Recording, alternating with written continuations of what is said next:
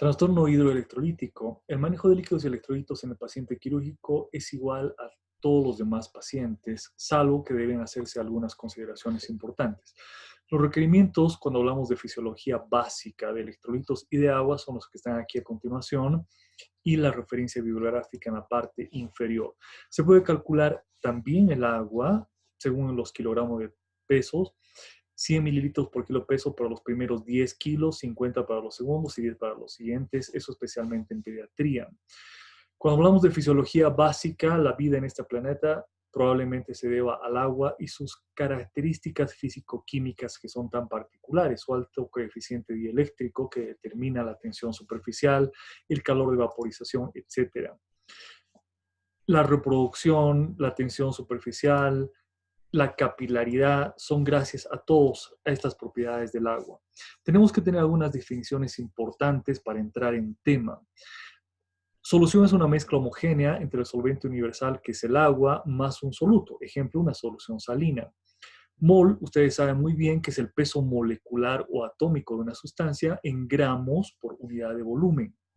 Miliosmoles, cuando hablamos de sustancias con actividad osmótica, es el número de partículas con actividad osmótica por unidad de volumen, y el peso equivalente es el número de partículas con carga eléctrica. De hecho, etimológicamente, electrolito significa piedra con carga eléctrica por unidad de volumen. ¿Cómo obtenemos los moles? Bueno, en realidad el mol es un número, es el número de átomos que hay en 12 gramos de carbono. Eso ha sido convenido por los químicos por muchas y buenas razones. Este número, que también se llama de Avogadro, es igual a 6.023 por 10 a la 23. Este número por unidad de volumen, que es litro, es lo que llamamos mol litro. Este número de átomos de sodio, de potasio, por ejemplo, o de moléculas, en este caso, este número de moléculas de agua pesa 18 gramos. Este número de moléculas de glucosa pesa 180 gramos. De sal o cloruro de sodio pesa 58 gramos. Como el átomo de sodio es más pequeñito que el del cloro, 40% de este peso es de sodio y 60% es de cloro. La Organización Mundial de la Salud nos recomienda que la ingesta diaria de cloruro de sodio sea de 5 gramos, que equivale más o menos a 100 milimoles. En la dieta hiposódica, la recomendación es que sea de 3 gramos. ¿Cómo convertimos estos gramos de sodio en miliequivalentes? Pues la fórmula es peso en miligramos entre el peso atómico del átomo que estamos viendo, en este caso de sodio, por la valencia. Entonces, 1 gramo de sodio pesa 40 o equivale a 43 miliequivalentes. Cuando hablamos de átomos en los que la valencia es de 1, podríamos considerar que milimoles es un sinónimo de miliequivalentes, porque el mol es el miliequivalente entre la valencia. Entonces, en el caso del sodio, del cloruro de sodio, según la Organización Mundial de la Salud, se necesitan 2 gramos de sodio para hacer 5 gramos de cloruro de sodio. Entonces, estos 2000 miligramos entre el peso atómico son 87 miliequivalentes día de requerimiento, que equivale más o menos a 1 miliequivalente por kilo peso. En el caso del cloro, 3 gramos de cloro entre su peso atómico son 84 miliequivalentes, aproximadamente 1 miliequivalente por kilo por una persona de 70 kilogramos. En fisiología básica, una vez más, el porcentaje de agua es diferente en hombres, mujeres, niños recién nacidos. Calculamos 60% del peso en hombres, 50% en mujeres. El agua corporal dependerá de diferentes factores. El porcentaje de agua en los diferentes tejidos es diferente. En el tejido adiposo es menor en relación a los otros tejidos, por eso es que las mujeres tienen menos agua en general. ¿Cómo está distribuida esta agua? Pues 20% es líquido intersticial y plasma, 40% intracelular. Sin embargo, para entrar en más detalle, de este 20% del extracelular, 12 es intersticial, 4 intravascular y 4 transcelular, que está distribuido en diferentes compartimentos. El medio interno, entonces, está formado por espacios intra y extracelular. El solvente universal es el agua, y los solutos, que pueden ser minerales con carga eléctrica, no electrolitos y coloides. Los electrolitos serán de carga positiva o negativa. Los no electrolitos tenemos citados acá, y coloides también. Los electrolitos son cationes y aniones según su carga positiva o negativa y su distribución es diferente en las células. Los componentes orgánicos, los que tienen carbono del plasma sanguíneo, se encuentran detallados acá como proteínas, los que tienen nitrógeno, hidratos, carbono, lípido, etc. Y los componentes inorgánicos son fundamentalmente agua, gases, sales, minerales, entre ellas el cloruro de sodio, que es tan importante. Las concentraciones de estos electrolitos es diferente en el plasma, en el sudor, que debemos considerar. En el paciente quirúrgico sí es importante saber qué concentración tienen de electrolitos, el jugo gástrico, pancreático, entérico, las ileostomías, ecostomías, etcétera, para cuando hagamos un balance hidroelectrolítico de 24 horas. El agua, que se encuentra representado aquí en flechitas, puede moverse libremente entre el aparato digestivo, el aparato circulatorio, se elimina por pulmones, por riñón, por piel, va al líquido intersticial y al intracelular. El agua se mueve libremente. Esto es lo mismo expresado de otra manera. ¿Por qué es importante saber cuánto de líquido ingresa y cuánto se elimina? Porque en base a este balance hidroelectrolítico es que nosotros podemos saber si el paciente está perdiendo líquido o está ganando líquido. Parte del agua ingerida es el agua metabólica, que tiene acá detallada la oxidación de 1 gramo de carbohidratos, proteínas y grasas, cuánto de agua proporciona. Calculamos el agua corporal total de una manera simple, sacando una regla de 3, 60% para varones y 50% para mujeres. Otro término importante es el cálculo de la osmolaridad. Existen diferentes maneras. Existe un método directo utilizando el osmómetro, pero utilizamos nosotros métodos indirectos. Esta es la fórmula que utilizamos con mayor frecuencia: 2 por sodio más glicemia entre 18 más nitrógeno ureico sérico entre 2.8. Si utilizamos urea, dividimos entre 6. Podemos calcular también la osmolaridad según la cantidad de glucosa en exceso que tenemos o de lípidos y cómo nos va a modificar la osmolaridad plasmática. Entonces, osmolaridad está en relación a la concentración de solutos, que permite el desplazamiento de agua en los compartimientos. Y tonicidad es la concentración de solutos impermeables, que tiene efecto sobre los fluidos corporales. Entonces, la osmolaridad normal está en estos rangos. La tonicidad, que es la sumatoria del sodio y el potasio, está en este rango. Por encima de estos valores o por debajo tenemos datos de hiposmolaridad, hiperosmolaridad y lo mismo con la tonicidad. La concentración de electrolitos es similar, aunque varía cationes y aniones, en el plasma sanguíneo, intersticial y líquido celular. Parecería desordenado, pero es importante saber de qué signos tenemos que preocuparnos en el paciente. La primera, la sed, el peso corporal. Debemos ver las venas yugulares y medir la presión venosa central. En ocasiones es importante saber la presión en la aurícula izquierda, la turgencia de los tejidos, un solo surco en la lengua, la presencia de ojos unidos, piel seca, son datos clásicos de deshidratación. Es importante verificar la presión arterial, el pulso y la hipotensión postural, instalar una sonda vesical para medir la diuresis, verificar si existen edemas o estertores. Los laboratorios básicos son la electrolitemia, gases en sangre, pedimos hemograma, glicemia, creatinina, nitrógeno ureico para calcular la osmolaridad, pHimetría sanguínea, un examen de orina con sodio y potasio en orina, y podemos o no medir la PVC según la necesidad. ¿Qué hacemos entonces cuando nos enfrentamos con un paciente con estas características? Pues lo primero, historia clínica; segundo, exámenes complementarios; y tercero, definimos la conducta, sea médica o quirúrgica. En el trastorno hidroelectrolítico será importante clasificar el mismo. Clasificamos como trastornos de volumen, deshidratación o sobrehidratación, trastornos de concentración, exceso de sodio, depresión de sodio, de potasio, de calcio, etc. Y trastornos de composición, relacionados a la composición de glicemia, de lípidos, etc. ¿Cuáles son los objetivos cuando hacemos el manejo de estos trastornos? Pues volver al equilibrio dinámico constante, corregir los desequilibrios, evitar hacer daño, primum non nocere, evitar una encefalitis póntica en el caso de la reposición de sodio, por ejemplo, integrar el aporte calórico y hacer órdenes claras que deben estar en la historia clínica y anotadas además en los frascos de soluciones que administramos. Entrando en tema como tal, la depresión de agua o deshidratación se clasifica en leve, moderada y grave según la pérdida del agua corporal total, que está aquí expresada en porcentajes. Las causas más frecuentes, las pérdidas no repuestas, exceso de excreción, fiebre, diuresis osmótica, diarrea o falta de ingestas, personas en coma o una prohibición facultativa.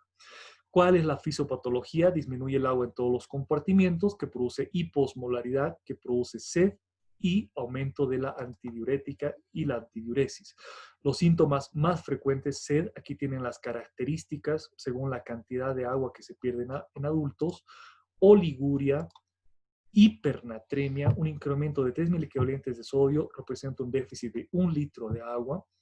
El tratamiento entonces debe estar dirigido a reponer los requerimientos basales, el déficit, las pérdidas que va a presentar el paciente en las siguientes horas. Cuando la deshidratación es grave, debe reponerse agua libre de sodio en la mitad en menos de 12 horas. La fórmula de agua libre es sodio del paciente, va a tener hipernatremia por su deshidratación. Aquí tenemos un ejemplo, sodio de 150, un paciente de 50 kilos, entre el sodio deseado, que siempre es 145, por agua corporal total menos agua corporal total. Haciendo estos cálculos, esta persona con un sodio de 150 requiere 1.03 litros de agua libre de electrolitos. El otro extremo, intoxicación hídrica. Con frecuencia es iatrogénico por ingesta excesiva de agua, con trastornos neurológicos, o una administración imprudente de oxitocina. En la fisiopatología lo que vamos a tener es aumento de agua en todos los compartimentos, hiposmolaridad, disminución de la antidiurética y un incremento clínico de la diuresis. Los síntomas de la hipernatremia, es hiponatremia, intoxicación hídrica con incremento de peso, no se producen edemas. La sobrecarga hídrica va a producir trastornos neurológicos con náuseas, vómitos y convulsiones. El tratamiento incluye restricción hídrica y la utilización de diuréticos. ¿Qué sucede con otro trastorno frecuente? La depresión del sodio. 30% aproximadamente de los pacientes en terapia intensiva tienen hiponatremia. Este es el metabolismo del sodio, que lo pueden revisar con calma. Es importante clasificar la hiponatremia si se produce por un aumento total de agua, por un excesivo consumo o fallo de excreción, o disminución en la cantidad de sodio por excesiva pérdida o inadecuada ingesta. En un estado de isonatremia, el agua se encuentra en el equilibrio en los compartimientos. Sin embargo, en la hiponatremia pasa agua de menor concentración a otro de mayor concentración y se produce edema cerebral, pulmonar, arritmia cardíaca, etc. Estos son los niveles normales séricos de sodio. Hiponatremia leve es cuando está por debajo de 35, moderada por debajo de 125 y severa por debajo de 115. ¿Cómo clasificamos la hiponatremia? Pues la hacemos en base a la osmolaridad. Por eso es que tenemos que pedir glicemia, nitrógeno ureico, sérico para calcular la osmolaridad. Cuando la hiponatremia es hipoosmolar, puede ser de 3 tipos según el volumen sanguíneo, con volumen sanguíneo normal, disminuido o aumentado. A esto llamamos hiponatremia verdadera. Estas otras dos, donde la osmolaridad está normal o hay hiperosmolaridad, el trastorno está asociado a trastornos de composición, aumento de los lípidos, de las proteínas, de la glicemia o por soluciones hipertónicas. Entonces, ¿qué es lo que hacemos con la hiponatremia hipovolémica? Primero hay que ver, pedimos un sodio urinario y ver si la pérdida es renal o es extrarrenal. Estas son las causas más frecuentes de cada una de ellas. Pedimos osmolaridad urinaria, que también nos va a orientar en el diagnóstico. Integramos el análisis de la encefalopatía metabólica por el sodio disminuido. Pensamos las causas más frecuentes por pérdidas gastrointestinales, líquido extracelular externas como quemaduras, perspiración profusa, pérdidas internas, peritonitis, secuestro de líquido, excesiva pérdida de sodio con la utilización de diuréticos, nefritis, etcétera, o una ingesta restringida. En el síndrome de secreción inadecuada de hormona antidiurética tenemos que considerar todos estos factores, considerar que son múltiples las causas que producen este síndrome y hacemos un buen diagnóstico clínico a través de estos datos importantes: taquicardia, hipotensión, oliguria, puede presentar cefalea, desorientación, inquietud, náuseas, hiperreflexia, etcétera, oliguria, pedimos los exámenes complementarios correspondientes y pensamos que cualquier paciente con sodio plasmático menor a 110 es una emergencia médica. Entonces, ¿cuál es el tratamiento? Pues reponer sodio. Lo importante es que no podemos reponer más de 8 a 10 mil equivalentes en 24 horas, porque si lo hacemos, se produce este trastorno que se llama encefalitis póntica desmielinizante. Entonces, el tratamiento con las consideraciones previas hacemos cuando existe una hiponatremia con osmolaridad disminuida, cuando hay hipovolemia o euvolemia, hacemos corrección de sodio. Cuando hay secreción inadecuada de hormona antidiurética, además tenemos que corregir la causa. Pero en las hiponatremias que tienen osmolaridad normal o incrementada, o tenemos hipotónica con hipervolemia, hacemos restricción hídrica.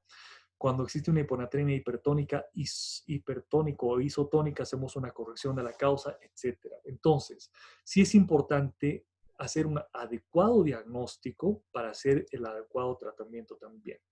¿Cómo hacemos la reposición de sodio? Esta es la fórmula. Sodio normal, que es 145, menos el sodio del paciente. Aquí tenemos un ejemplo con un sodio de 125 por kilogramo de peso por 0,3. En este caso, el resultado nos da de 300.000 equivalentes. En pacientes con hiponatremia aguda o postoperados, la corrección menor de 4.000 equivalentes en 24 horas aumenta la mortalidad. Entonces, con esta premisa, no podemos reponer menos de 4 ni más de 10. Para eso utilizamos esta fórmula. Este es el artículo original de Adroguema Díaz. Esta es expresada de otra manera, donde vamos a verificar el cambio de sodio. El sodio que le vamos a infundir en el ejemplo anterior, 300.000 equivalentes, menos el sodio del paciente, que es 125, entre agua corporal total más 1. El resultado nos da de 5.6. Significa que a los 125 le añadimos este 5.6 y vamos a tener un sodio de 130, que es un sodio mucho más manejable. ¿Cómo hacemos el esquema y la indicación médica? Pues una solución fisiológica tiene 154.000 equivalentes de sodio, añadimos 4 ampollas de cloro roce que van a ser 140.000 equivalentes de sodio, dividimos esta cantidad en 24 horas, lo que nos va a dar a 42 mililitros por hora para 24 horas y hacemos el cálculo de gotas. Las gotas son igual a la cantidad, 42 mililitros entre horas por 3, que son las constantes, una hora es lo que vamos a administrar, en lo que vamos a administrar estos 42 ml y nos salen 14 gotas. Entonces la indicación es clara, ¿no es cierto? Añadir 4 ampollas de cloro a 1000 mililitros de solución fisiológica, administrar a 42 mililitros por hora o pasar a 14 gotas por minuto. Entonces el tratamiento debe ser administrar líquidos con sodio.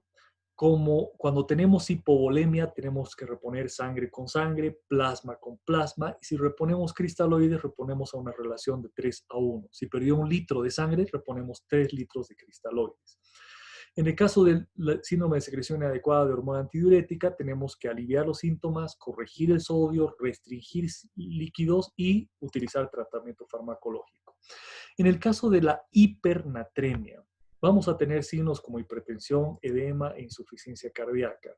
Se va a secuestrar líquido en el tercer espacio, se van a presentar edemas, aunque es un signo tardío, se presentan edemas cuando se acumulan más de 3.000 mililitros, va a haber ganancia ponderal y el hematocrito va a ser normal. Puede producirse la hipernatremia por retención anormal de sodio a nivel renal, por inanición, por enfermedad grave, por aumento de la reabsorción de sodio. Es importante, cuando existen edemas, hacer diagnósticos diferenciales con estas otras patologías. El tratamiento de la hipernatremia es restringir sodio, dar diuréticos y en casos particulares utilizar algunos otros fármacos. ¿Cuál es el cálculo de déficit de agua libre? Pues el cálculo de déficit de agua libre es igual al agua corporal total por el sodio del paciente, que va a estar incrementado en la hipernatremia entre 140 menos 1. En este caso, un ejemplo de un varón de 50 kilos con sodio de 155, el déficit será de 3.1 litros. Podemos calcular también el déficit de agua en base a la fórmula de Adroguema Díaz.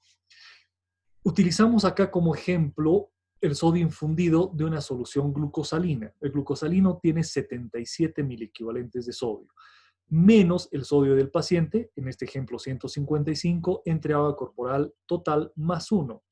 Significa que si yo le administro 1000 mililitros de glucosalino con 77 miliequivalentes de sodio, el cambio va a ser una disminución de 2.5 miliequivalentes de sodio.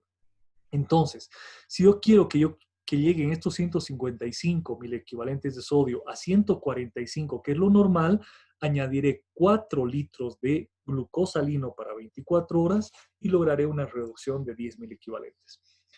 Otro trastorno frecuente, 10% de las personas en terapia intensiva lo tienen, es la hipocalemia. Los primeros niveles plasmáticos normales son estos. 98% del potasio es intracelular. El potasio de la dieta que ingerimos es aproximadamente esto, cubre normalmente nuestro requerimiento basal. Existe movimiento de potasio por diferentes razones. El potasio ingresa a la célula por efecto de la insulina, por catecolaminas, por alteraciones en el estado ácido-base, en el caso de la alcalemia. Introduce potasio dentro de las células, saca hidrogeniones, de la acidemia, libera potasio de las células. Entonces, ¿cuáles son las causas más frecuentes de hipopotasemia? Pues el ingreso de potasio a la célula se llama pseudohipocalemia, pérdidas renales o pérdidas intestinales. Puede producirse también por alteraciones de todos estos factores. ¿Cómo clasificamos la hipopotasemia? Pues en leve, moderada y severa, según estos valores. Y podemos calcular también la hipopotasemia según el potasio corporal total. Una persona de 50 kilos, si calculamos 50 miliequivalentes por kilo de potasio corporal total, tendrá 2.500 miliequivalentes de potasio. Decimos que es una hipopotasemia leve cuando pierde el 5% de este total, moderada cuando pierde el 10% de este total. En el ejemplo decíamos 2.500 miliequivalentes, habrá perdido 250. En este caso habrá perdido 125 y cuando es una grave habrá perdido 375 miliequivalentes de potasio.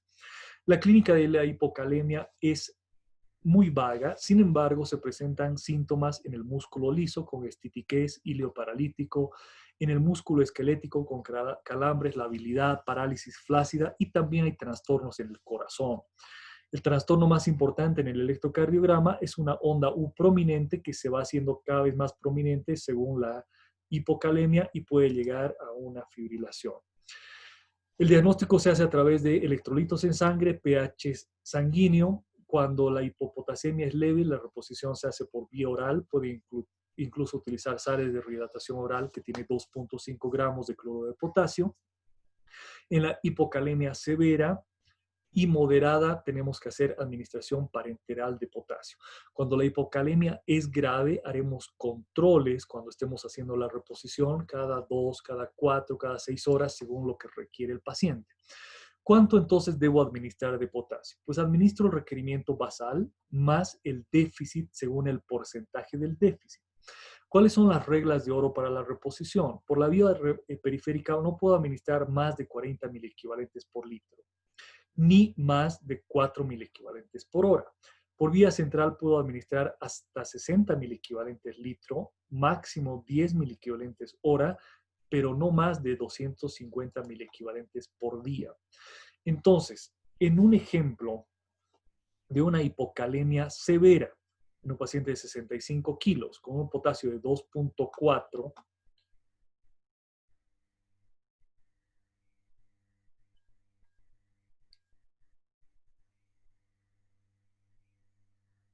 perdón,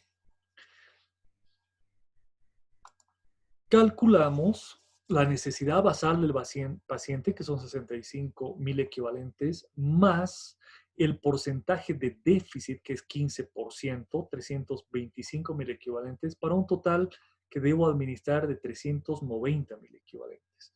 Entonces, ¿cómo calculo esto? Estos 390 los divido en 24 horas, significa que tengo que reponer 16 mil equivalentes por hora. La forma de hacerlo podría colocar dos vías periféricas que me van a permitir administrar 8.000 equivalentes por hora, de forma tal que la indicación médica quedaría que a 980 mililitros de solución fisiológica coloco 2 ampollas de cloruro de potasio, que van a ser 40.000 equivalentes, hago una regla de 3 que me van a permitir pasar 8.000 equivalentes por hora, que van a significar 200 mililitros de esta solución.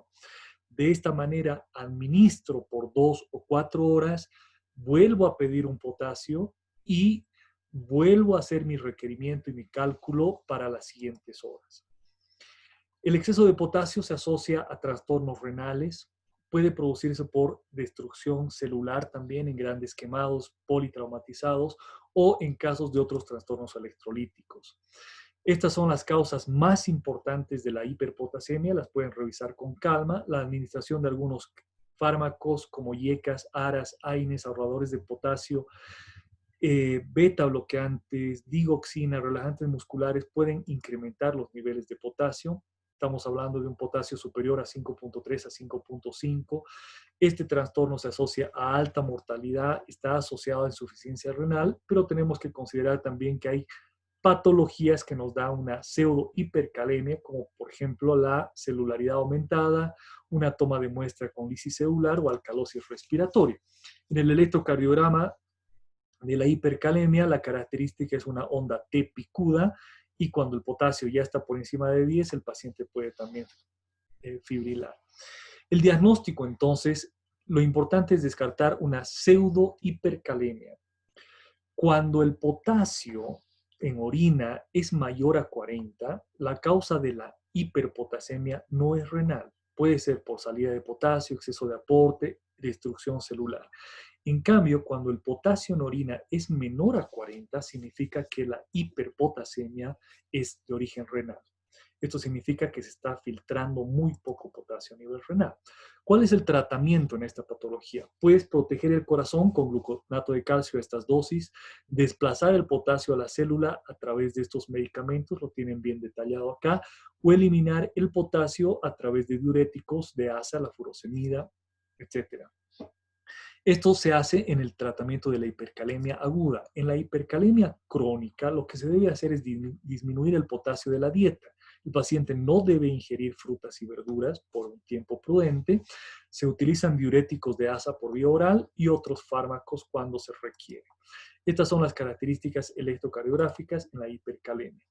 ¿Cuáles son las manifestaciones clínicas de la hipercalemia? Pues son fundamentalmente cardiológicas. Arritmia, bradicardia, hipotensión, puede producirse un paro cardíaco si el potasio excede los 7.000 equivalentes.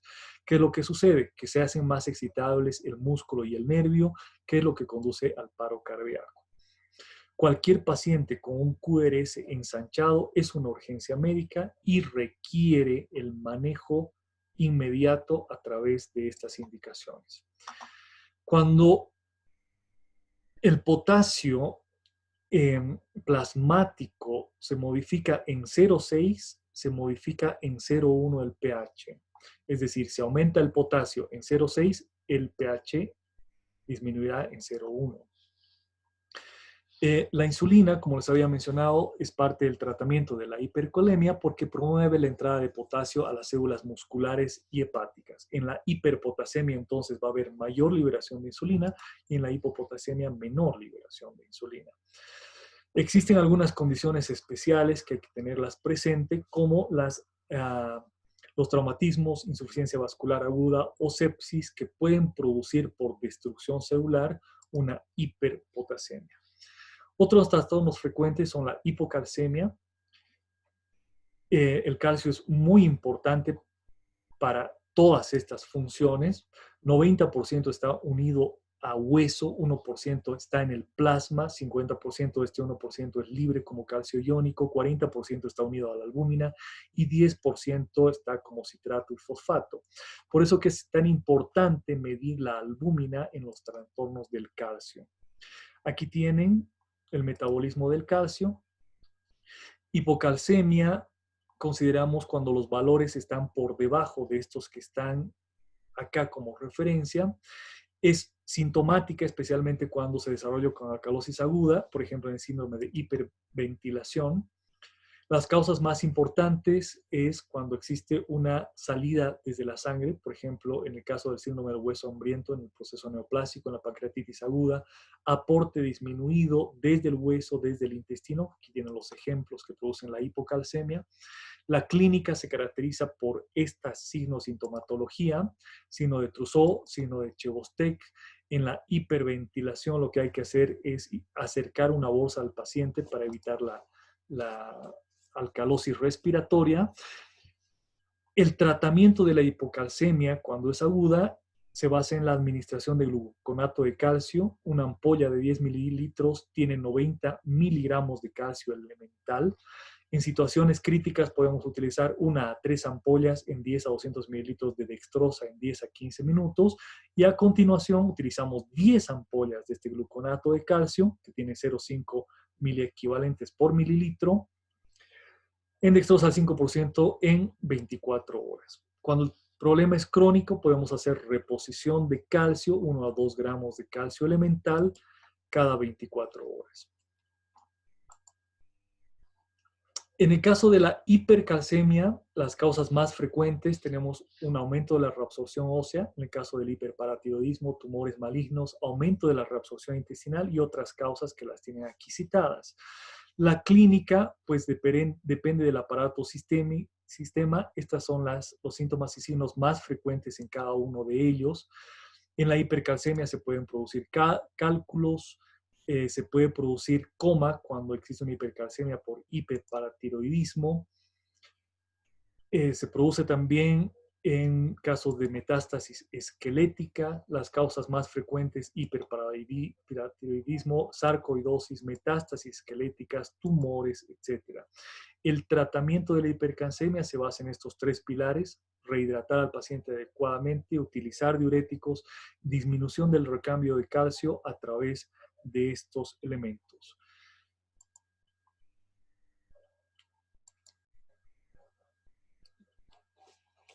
Podemos considerar también que los traumatismos producen algunos cambios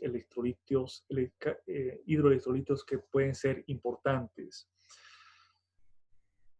que están mencionados acá y los pueden revisar. ¿Qué es lo importante cuando enfocamos el tratamiento IV en los trastornos hidroelectrolíticos? Pues primero, corregir los desequilibrios. Segundo, corregir las pérdidas adicionales que se están produciendo o se van a producir. Soporte básico, ABCDE de la reanimación cardiopulmonar. Corregir el problema más acuciante y luego de corregir el mismo, corregir los siguientes. Y una vez más, debe corregirse, debe integrarse a la corrección hidroelectrolítica el tratamiento, el requerimiento calórico. Aquí tienen la composición según los líquidos: plasma, solución fisiológica, ring lactato, de los diferentes cristaloides que son útiles para la reposición hidroelectrolítica. Una vez más, así como se anota en la historia clínica, se debe anotar en los frascos de administración cuándo se inicia la administración, para cuánto tiempo es y cuál es la composición de los mismos.